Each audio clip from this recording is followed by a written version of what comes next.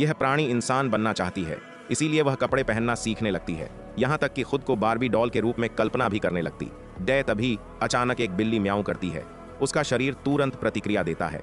शिकार करने की तीव्र इच्छा उसे भर देती है, लेकिन वह उससे लड़ती है, खुद को रोकने के लिए मजबर करती है, किसी को भी नुकसान पहुंचाने से इनकार कर देती है। अंदर से वह टुकड़े टुकड़े हो रही है। एक तरफ इंसानियत है, दूसरी तरफ शुद्ध वृत्ति। यह संघर्ष उसके शरीर में मिले। डंसानी और जानवरों वाले सालों तक कैद में रहने की वजह से वह काबू खोने लगती है, ज्यादा चिड़चिड़ी हो जाती है। जब तक एक दिन वह अपनी माँ से कहती है कि वह बाहर जाना चाहती है, उसकी माँ तुरंत उसे रोक देती है। अगले ही पल वह फड़ पड़ती है, मेज पलट देती है, फर्नीचर तोड़ देती है। जो क्रिच भी वह अंदर दबाए बैठी थी, वह एक साथ फट पड़ता है।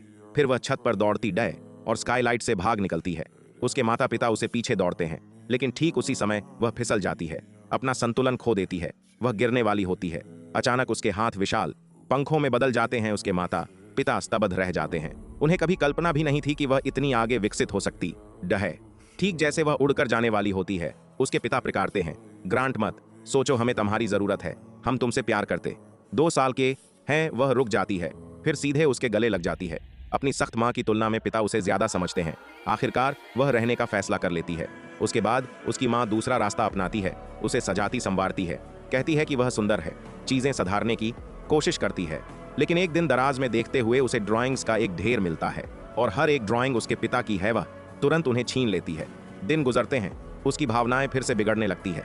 10 बार वह घर की चाबी के पीछे पड़ जाती है, सीधे अपनी माँ के पास पहुंच जाती है। उसकी पूंछ पर लगा स्टिंगर उसकी माँ की गर्दन को छने छने को होता है। डर हावी हो जाता है। उसकी माँ उसे बेहोश कर देती, डय ऑपरेटिंग टेबल पर बांध देती, डय उसका कॉलर निकाल देती है और पंच का स्टिंगर काट देती है। ठीक उसी समय उसके पिता वापस आ जाते हैं।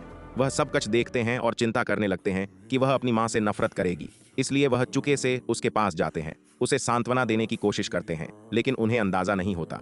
नफरत पहले ही जड़ पकड़ चुकी होती है, इसलिए वह उसके करीब आने लगती है, उसे लुभाने की कोशिश करने लगती है, और यह सब उसकी माँ देख रही होती है।